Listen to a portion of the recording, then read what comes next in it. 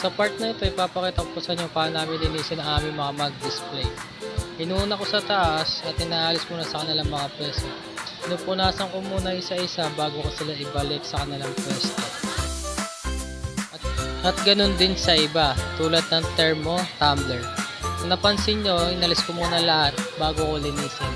Then bago ko sila ibalik, pinupunasan ko muna isa-isa para walang makaligtaan na hindi mapunasan. At sa mga net cap naman, pinapagpagan ko lang naman ito para mawala ang mga alikabok nito.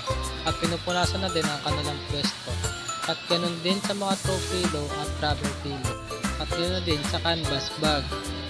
Mga shirt display namin ganun din. Aalisin ko muna lahat at pupunasan ang kanilang lagayan bago ko sila ibalik.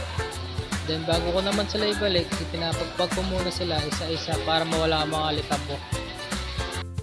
At sa mga design brochure naman natin, ganun din. Pinupunasan ko muna yung salamin nila sa taas, then kinukuha ko sila isa-isa, tsaka ako pupunasan bago ko ibalik sa kanilang lagayan.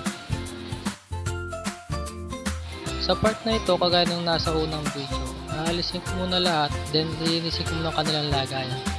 Pa-isa-isa ko silang pupunasan para walang makaligtaan.